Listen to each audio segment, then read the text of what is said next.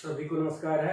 आज हम मौर्य साम्राज्य के पतन के बारे में देखेंगे कि अशोक के बाद जो है मौर्य साम्राज्य किस प्रकार बिखर गया। यद्यपि सबको पता है कि अशोक किस प्रकार शासन था। अशोक के पहले ही बिंदुसार और चंद्रगुप्त थे। तो मौर्य वंश भारत के इतिहास में बहुत ही महत्वपूर्ण स्थान रखता है। इसके जो प्रारंभिक 3 शासक थे, चंद्रगुप्त, बिंदुसार और अशोक, बहुत ही प्रतापी और यशस्वी शासक थे। लेकिन जब तक ये तीनों थे साम्राज्य फलीभूत होता रहा, किसी भी प्रकार का कोई कमी नहीं नजर नहीं आया। लेकिन अशोक के बाद ही यह साम्राज्य मात्र 50 सालों में बिखर गया। अशोक 237 ईसा पूर्व तक शासन किया, ठीक है ना, 237 ईसा पूर्व तक। और 184 ईसा पूर्व में मौर्य वंश का आखिरी जो शासक था बृहदत्त, उसकी हत्या ब्राह्मण शासक पुष्यमित्र द्वारा कर दी जाती है। यानी कि लगभग 50 सालों में पुष्यमित्र शुक के द्वारा कर दी जाती है। बृहदत्त, मौर्य वंश का आखिरी जो शासक था बृहदत्त, उसकी हत्या पुष्यमित्र शुक द्वारा कर दी जाती है। तो 50 सालों में क्या होता है कि मौर्य साम्राज्य इतनी तेजी के साथ बिखर गया। वो कौन कौन से कारण थे? अरे भाई, पतन के बारे में एक लाइन में आप बता सकते हो कि इस पृथ्वी पर जो भी सारी चीजें हैं यथावत नहीं रह सकती हैं। उत्थान के साथ ही पतन की क्रिया भी उसी दिन से जुड़ जाती है। यद्यपि आप में बहुत ज्यादा गुण है तो ये चीजें छिप सी जाती हैं, हिडन सी हो जाती हैं। लेकिन जब आप कमजोर होते हो तो सारी कमी आपकी एक साथ दिखाई देने लगती है, ठीक है ना। तो जब तक चंद्रगुप्त थे, बिंदुसार थे और क्या बोलते हैं अशोक थे, ये बहुत ही प्रतापी शासक थे। इनमें इतनी सारी खूबियां थी तो कमी होने का स्वभाव ही नहीं होता है। लेकिन अशोक के बाद के उत्तराधिकारी अशोक को अशोक के अनुगामी नहीं बन पाए तो फिर पतन होना तो असंभावित था, ठीक है। तो आज इतिहास में मौर्य साम्राज्य के पतन को देखते हैं। यद्यपि आप ये थोड़ा थिंकिंग बेस्ड टॉपिक आज मैंने चुना है तो थोड़ा सा आप लोग को दिमाग लगाना पड़ेगा, ठीक है ना। तो इसे देखते हैं। अशोक के बाद जो मौर्य साम्राज्य होता है उसके बाद कौन शासक बनता है? यानी कि उसका पुत्र था कुणाल, वो शासक बनता है। कुणाल के बाद दशरथ शासक बनता है, ठीक है। दशरथ बनता है, संप्रति बनता है, कश्मीर का जालौक बनता है, ठीक है। फिर बृहदत्त का नाम आता है। तो अशोक के बाद अगर कोई शासक प्रसिद्ध है, फेमस है, तो वो दशरथ का नाम आता है। दशरथ, क्योंकि दशरथ ने ही अशोक के बाद देवानाप्ति की उपाधि ली थी। अशोक की तरह ही देवानाम्ति की उपाधि ली थी और बराबर पर और नागार्जुनी गुफा लेख पर इसका नाम मिलता है, ठीक है ना। और अभिलेख भी कई खुलवाए हैं, किसने? दशरथ ने अभिलेख, ठीक है ना। इसके अलावा बराबर गुहा लेख पर भी इसका नाम आता है, ठीक है ना। ये चीज है जिसमें संप्रति जो था, संप्रति एक शासक है, वो जैन था। क्या था? जैन धर्म का था, ठीक है ना। और बृहदत्त के बारे में तो सबको पता है कि बृहदत्त का जो सेनानी था, यानी कि सेनापति था, ये क्या था?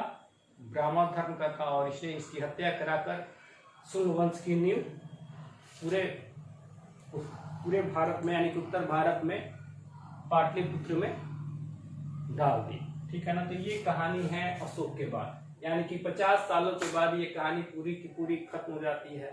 फिर वही कहानी इतिहास में शुरू होती है। इतिहास की सबसे बड़ी समस्या है कि विषय बीत गया रहता है और इस पर कई सारे जो हैं इतिहासकार अपने अपने विचार रखते हैं। भाई, विचार तो रखने का उनको हक है, भाई काफी नाम हो गया है तो विचार रखते हैं। तो उन विचारों को देखते हैं कि किसने क्या क्या कहा है, उनको देख लेते हैं, ठीक है ना, एक एक करके।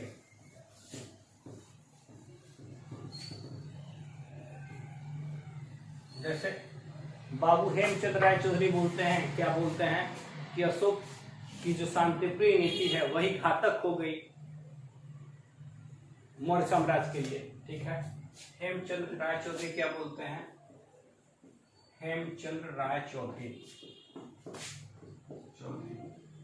बोलते हैं कि अहिंसावादी नीति, ये जो अहिंसावादी नीति थी यही क्या थी? दोषी थी। अहिंसावादी, अशोक की अहिंसावादी नीति, अहिंसावादी नीति, ठीक है ना, अशोक की अहिंसावादी जो नीति थी यही क्या बोलते हैं कि दोषी थी। फिर एक आता है रोमिला थापर का नाम, रोमिला थापर का नाम आता है, बहुत ही फेमस इतिहासकार हैं रोमिला थापर। ये बोलते हैं कि अशोक ने क्या कर दिया, शासन का अति केंद्रीकरण कर दिया, शासन का अति केंद्रीकरण कर दिया, ठीक है ना। एक बाबू निहार रंजन राय का नाम आता है, निहार रंजन, ये बोलते हैं क्या, अमात्य जो थे क्या हो गए थे, बहुत ही अत्याचारी हो गए थे, अमात्यों का दोष था, अमात्य अत्याचारी हो गए थे, यानी कि अमात्यों का दोष था, अमात्य अत्याचारी हो गए थे, ठीक है ना। हर प्रसाद शास्त्री का भी नाम आता है, हर प्रसाद शास्त्री का नाम आता है। ये बोलते हैं कि अशोक जो था, अशोक की ब्राह्मण विरोधी नीति जिम्मेदार थी, ब्राह्मण विरोधी नीति क्या थी, जिम्मेदार थी, मौर्य साम्राज्य के पतन के लिए उत्तरदायी थी, ठीक है ना। ठीक है, ब्राह्मण विरोधी नीति जो थी जिम्मेदार थी। इसके अलावा कौशाम्बी साहब हैं, वो बोलते हैं कि डीडी कौशाम्बी, इनका नाम बहुत ही उल्लेख है, सिखों के अध्ययन में इनका नाम आता है डीडी कौशाम्बी। इन्होंने कहा, क्या कहा कि मौर्य साम्राज्य का जो है वो आर्थिक नीति जिम्मेदार थी, क्या थी, आर्थिक जो पॉलिसी थी, इकोनॉमिक पॉलिसी थी वो जिम्मेदार थी, यानी कि वित्तीय दुर्बलता भी आप इसे बोल सकते हो, वित्तीय दुर्बलता, वित्तीय फाइनेंशियल क्राइसिस, दुर्बलता जिम्मेदार, वित्तीय दुर्बलता जिम्मेदार थी, ठीक है ना। ये सारी चीजें हैं, और भी कई सारे इतिहासकार हैं, अलग अलग व्यू देते हैं, ठीक है ना, जिसमें से यही सबसे ज्यादा क्या है, इम्पोर्टेंट है। अब जैसे इन्हीं पर थोड़ा डिस्कशन कर लेते हैं, खुद ब खुद आप सोच लोगे कि क्या सही है, कौन सही बोल रहा है, कौन गलत बोल रहा है। जैसे हेमचंद्र राय चौधरी जो बोलते हैं कि अहिंसावादी नीति अशोक की जिम्मेदार थी, ठीक है ना।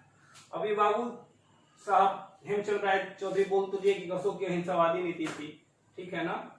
तो अशोक यानी कि अशोक जब 261 ईसा पूर्व में कलिंग युद्ध करता है, ठीक है ना, तो फिर कलिंग युद्ध के बाद ही सबको पता है कि उसने क्या कर लिया था, बौद्ध धर्म अपना लिया था। उसी समय से अहिंसावादी नीति को फॉलो करने लगा, और शासक कब तक रहा वो, 237 ईसा पूर्व तक, ठीक है ना, 237 ईसा पूर्व तक।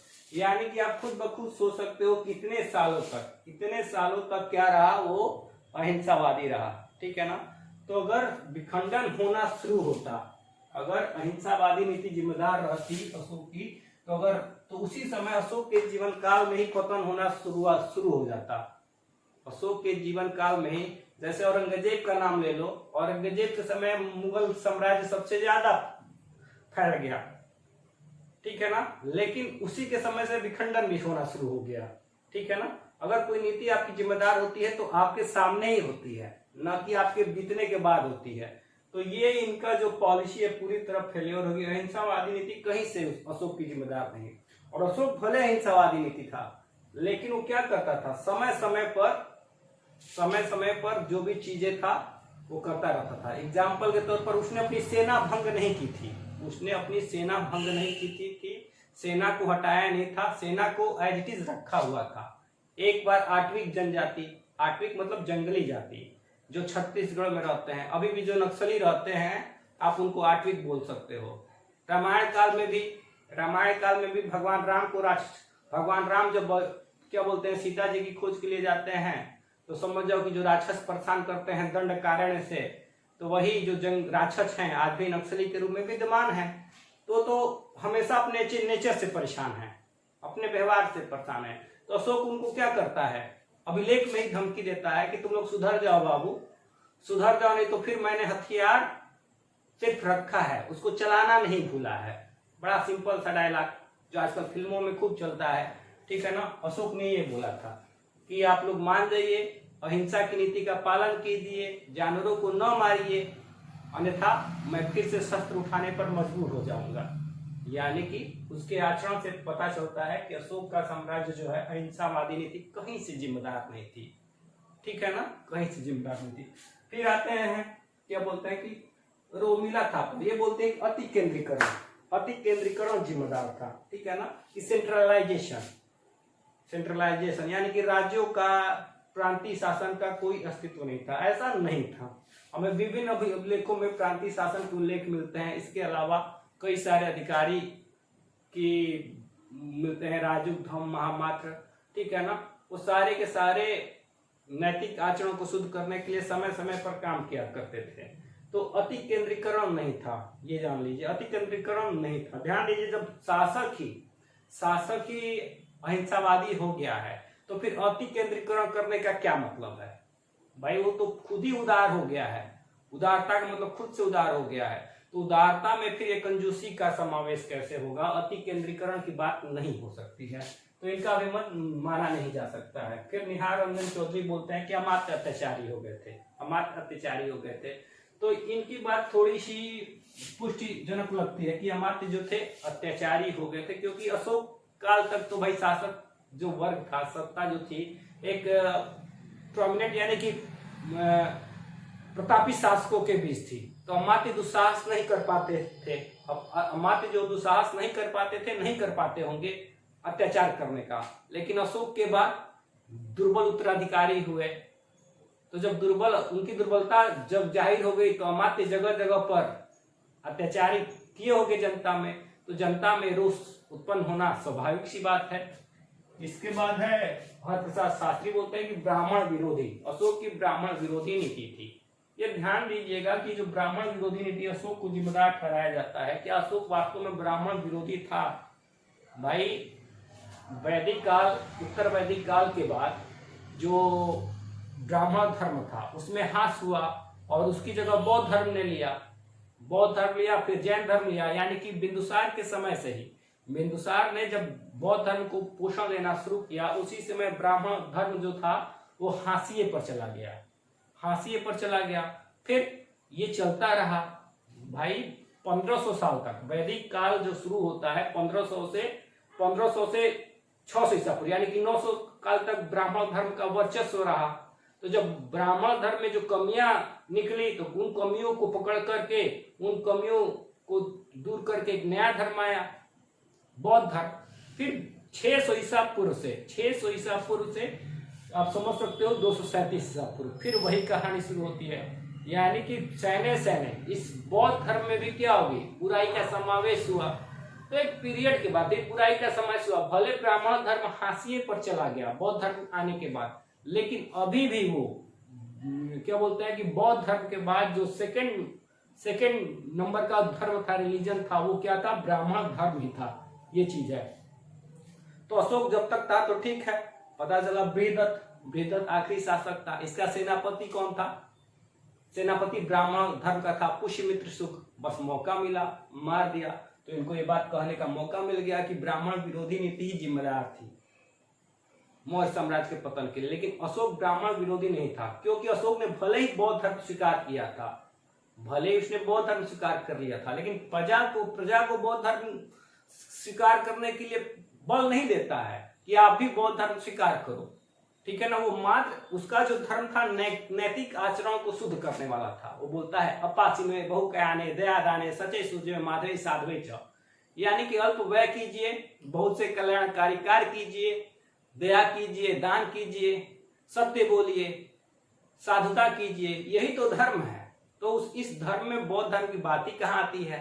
तो ब्राह्मण विरोधी कतई नहीं था।